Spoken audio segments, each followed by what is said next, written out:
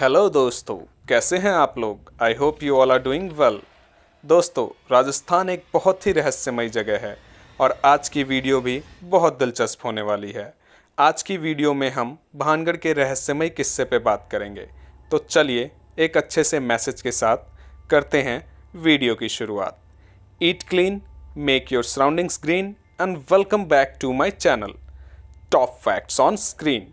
दोस्तों, भानगढ़ एक रहस्यमय किले की कहानी है जिसकी कहानी कहाँ से शुरू होती है और कहाँ खत्म होती है किसी को नहीं पता। भानगढ़ की रहस्यमय किले को लेकर तमाम किस्से और कहानी हैं और जब भी भारत की सबसे भूतिया और श्रापित किस्से का जिक्र होता है तो इस किले का नाम सबसे पहले लिया जाता है। दिल्ली से लगभग 235 किलोमीटर दूर राजस्थान के अलवर ज़िले में तीन तरफ से अरावली की पहाड़ियों के बीच में एक किला मौजूद है जिसका नाम है भानगढ़। भानगढ़ किले को सन 1573 में आमेर के राजा भगवंत दास ने अपनी छोटी संतान माधो सिंह के लिए बनवाया था। ये किला बहुत ही खुशहाल हुआ करता था और उस वक्त भानगढ़ में 9000 से भी ज़्यादा घर हुआ करते थे। लेकिन फिर अचानक से कुछ ऐसा हुआ कि सब कुछ तहस नहस हो गया। मगर अचानक से ऐसा क्या हुआ कि एक हंसता खेलता शहर खंडर में बदल गया और आज लोगों के बीच में भानगढ़ किले का इतना खौफ है कि लोग वहां दिन में भी जाने से कतराते हैं।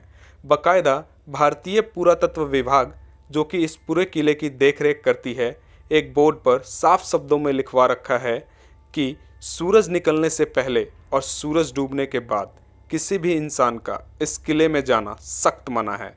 यानी कि आप दिन के उजाले में भानगढ़ के किले में जा सकते हैं, पर अंधेरा होने से पहले ही आपको वहां से बाहर आना होगा।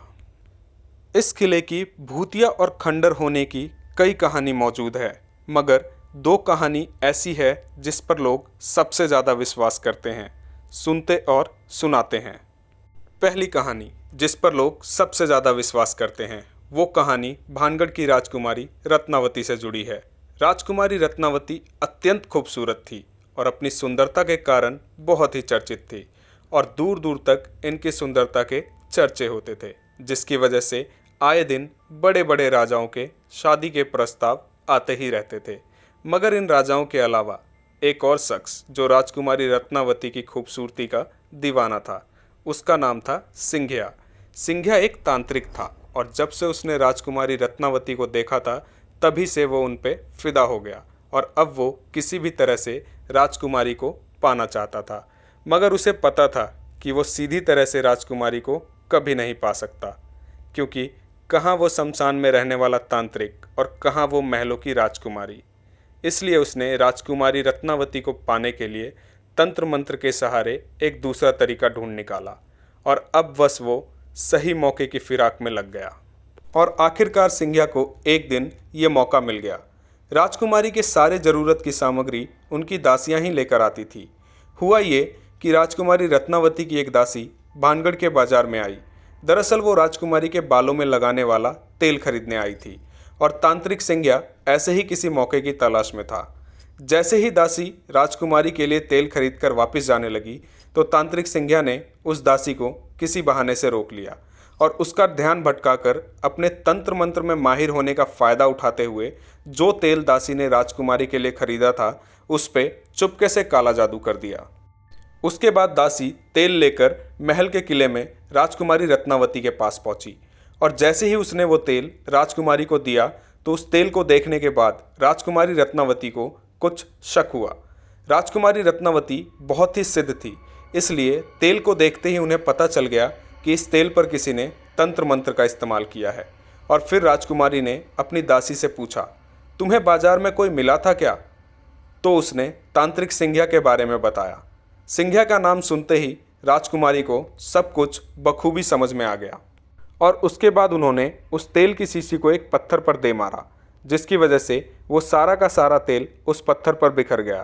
तांत्रिक सिंघिया ने उस तेल पर ऐसा काला जादू किया था कि जो भी उस तेल को लगाता वो उस तांत्रिक के वश में हो जाता और खुद व खुद उसके पास खिंचा चला आता।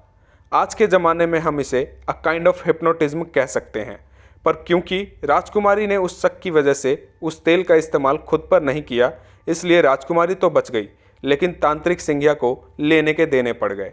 जिस पत्थर पर वो तेल बिखरा था उसी पत्थर पर सारा का सारा काला जादू समा गया। जादू टोना के कारण वो पत्थर खुद व खुद लुढ़क कर तांत्रिक सिंघिया की तरफ बढ़ने लगा। तांत्रिक सिंघिया ने जब देखा कि एक बड़ा सा पत्थर लुढ़कता हुआ बड़ी तेजी से उसकी तरफ बढ़ रहा है तो उसे सारी बात समझने में देर नहीं लगी। मगर इससे पहले कि वो कुछ करता वो पत्थर सीधा उसकी छाती पर चढ़ गया, और क्योंकि वो पत्थर काफ़ी बड़ा था इसलिए उस तांत्रिक का जिंदा बच पाना मुश्किल था। मगर मरते मरते उसने एक श्राप दिया और कहा कि राजकुमारी रत्नावती सहित इस भांगड़ के सारे लोग मारे जाएंगे और सभी की आत्मा ताउम्र भांगड़ के किले में भटकती रहेगी। कहा जाता है कि तांत्रिक सिंघिया के मरने के कुछ वक्त बाद ही भानगढ़ और उसके पास के एक राज्य अजबगढ़ के बीच बहुत भयंकर युद्ध होता है, जिसमें पूरा भानगढ़ तबाह हो जाता है। इस युद्ध में अजबगढ़ की सेना पूरे भानगढ़ पे खून की होली खेलती है, जिसमें रानी रत्नावती सहित भानगढ़ के सभी लोग मारे जाते हैं। हालांकि इतिहास में भानगढ़ और अजबगढ़ के बीच हुए युद्ध के बारे में कोई भी जिक्र नहीं है, पर सदियों से यही कहानी सुनी और सुनाई जा रही है। कहा जाता है कि इस युद्ध के बाद भानगढ़ कभी भी दोबारा से नहीं बस पाया।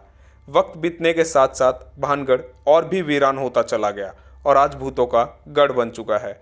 माना जाता है कि युद्ध में मारे गए सभी लोगों की आत्माएं आज भी भानगढ़ के किले में मौजूद है। भानगढ़ में आज भी रोज रात को बाजार सजता है। खंडर हुई इमारतें फिर से खड़ी हो जाती हैं। किले में आज भी राजा का दरबार लगता है और राजा आज भी अपने फैसले सुनाता है। वहाँ के लोगों का कहना है कि उन्हें रात को अंदर से चीखने की आवाज़ आती है, कभी हंसने की आवाज़ आती है तो कभी घुंघरुओं के बजने की आवाज़। वो ये भी बताते हैं कि भानगढ़ के किले के अंदर आज तक जो भी रात में गया वो कभी जिंदा लौट कर नहीं आया, और अगर कोई जिंदा लौट कर वापस आ भी गया तो उसकी दिमागी हालत ख़राब हो जाती है या फिर उसकी किसी दुर्घटना में मौत हो जाती है। इसके अलावा एक और चीज़ जो कि इस किले के बारे में मशहूर है वो ये कि जब भानगढ़ और अजबगढ़ के बीच युद्ध हुआ तो उस वक्त बहुत सारा खजाना भानगढ़ के किले में छिपाया गया, ताकि बाद में जब भी मौका मिले उसे वहाँ से बाहर निकाला जाए। और इसी खजाने को बचाने के लिए ये अफवाह फैलाई गई कि भानगढ़ के किले में आत्माओं का वास है। पर क्योंकि भानगढ़ और अजबगढ़ के युद्ध का इतिहास में कोई भी जिक्र नहीं है, इसलिए वहाँ खजाने की छिपी हुई की बात में कितनी सच्चाई है उस पर भी सवाल खड़े होते हैं। अब दूसरी कहानी की बात करें तो दूसरी कहानी गुरु बालूनाथ तपस्वी से जुड़ी है। जब आमेर के राजा भगवंत दास भानगढ़ के किले को बनवा रहे थे तो वहीं कुछ दूरी पर गुरु बालूनाथ नाम के एक तपस्वी तपस्या करते थे। जब उन्हें पता चला कि आमेर के राजा यहाँ एक किला बनवा रहे हैं तो उन्होंने राजा भगवंत दास के पास एक पैगाम भिजवाया और उन्हें अपने पास बुलवाया। उसके बाद जब राजा भगवंत दास बालूनाथ के पास पहुँचे तो उन्होंने राजा से कहा कि आप जिस किले को बनवा रहे हैं उससे मुझे कोई आपत्ति नहीं है, मगर एक बात का ध्यान रखना, इस किले की ऊंचाई इतनी मत कर देना कि इसकी परछाई दिन के किसी भी वक्त जहां मैं तपस्या करता हूं वहां तक पहुंचे और मुझे छुए। उस समय जितने भी साधु संत महात्मा हुआ करते थे वो बहुत ही सिद्ध हुआ करते थे। आज के बाबा राम रहीम और आसाराम बापू की तरह चरित्रहीन नहीं। उस समय के साधु संतों का बहुत आदर किया जाता था और उनकी कही किसी भी बात को हल्के में नहीं लिया जाता था। राजा भगवंत दास ने गुरु बालूनाथ की बात सुनने के बाद ठीक वैसा ही किया और भानगढ़ किले के किसी भी बाग की ऊंचाई इतनी नहीं की कि उसकी परछाई गुरु बालूनाथ तक पहुँचे। गुरु बालूनाथ की इस बात का ख्याल अगले 2 पीढ़ी तक तो रखा गया, मगर कहते हैं जब तीसरी पीढ़ी ने भानगढ़ की गद्दी को संभाली तो उन्होंने इस बात को हल्के में लिया और गुरु बालूनाथ की दी हुई चेतावनी को अनसुना कर दिया। इसके बाद उन्होंने भानगढ़ के किले को और ऊंचा कर दिया, जिसकी वजह से उस किले की परछाई गुरु बालूनाथ तक पहुंच गई। जब भानगढ़ किले की परछाई ने गुरु बालूनाथ को छुआ तो उन्हें बहुत गुस्सा आया और उसी वक्त उन्होंने भानगढ़ को श्राप दिया कि भानगढ़ तबाह हो जाएगा। कहते हैं कि गुरु बालूनाथ के इसी श्राप के बाद भानगढ़ पर मुसीबत टूटी और पूरा भानगढ़ तबाह हो गया। इसके अलावा ये भी कहा जाता है कि सन 1783 में जो चालीसा अकाल आया था, जिसमें कि मरने वालों का आंकड़ा करोड़ों में था, वो अकाल भी गुरु बालूनाथ के श्राप की वजह से ही आया था, जिसने भानगढ़ सहित उत्तर भारत के करोड़ों लोगों को भूखा मरने पर मजबूर कर दिया था। बाद में ऐसा नहीं है कि किसी ने वहाँ बसने की कोशिश नहीं की, बल्कि कई लोगों ने भानगढ़ में बसना चाहा। कई लोगों ने वहाँ नए मकान बनाने की कोशिश भी की, मगर कहते हैं कि जो भी वहाँ नया मकान बनाता है उसकी छत कभी नहीं टिकती और हमेशा गिर जाती है, और लोगों का मानना है कि ऐसा भानगढ़ के श्रापित होने की वजह से ही होता है। हर किले का शुरू से लेकर अंत तक अपना एक इतिहास होता है। भानगढ़ का किला कब और किसने बनवाया इसका तो इतिहास है, मगर तबाह कैसे हुआ इसका इतिहास में कोई जिक्र नहीं है। बस यही चीज़ भानगढ़ के किले को और रहस्यमय बनाती है। दिन में भानगढ़ के किले में घूमने गए कई लोग ये बताते हैं कि ऐसा लगता है कोई उनका पीछा कर रहा हो, ऐसा लगता है जैसे वहाँ कोई ना दिखने वाली शक्ति मौजूद हो। भानगढ़ में जो नृत्यकों की हवेली है उसमें से किसी को घुंघरुओं के बजने की आवाज़ आती है, किसी को ऐसा लगता है कि कोई उनका गला घोट रहा हो, तो कोई कहता है कि जब वो राजकुमारी रत्नावती के कमरे में गया तो उसे वहाँ थप्पड़ पड़े। इन खबरों के फैलने के बाद कई बड़े न्यूज़ चैनल की टीम और पैरानॉर्मल सोसाइटी ऑफ इंडिया के लोग रात के वक्त वहां जाकर भानगढ़ की पड़ताल कर चुके हैं। वो सभी लोग वहां अपने साथ भूतों और आत्माओं की मौजूदगी बताने वाला डिवाइस भी लेकर गए थे। उनकी पड़ताल में उन लोगों को भानगढ़ के किले में नेगेटिव एनर्जी तो मिली, मगर वहाँ किसी आत्मा का वास है या नहीं इसका कोई सबूत नहीं मिला। ना ही उन्हें वहाँ कोई सजे हुए बाजार दिखे और ना ही राजा का दरबार। उनके हिसाब से लोगों ने भानगढ़ के बारे में जो कुछ भी सुना है या पढ़ा है, सिर्फ उसी की वजह से लोगों को ऐसा भ्रम होता है कि कोई वहाँ मौजूद है और उनके साथ कुछ अजीब चीज़ें हो रही हैं।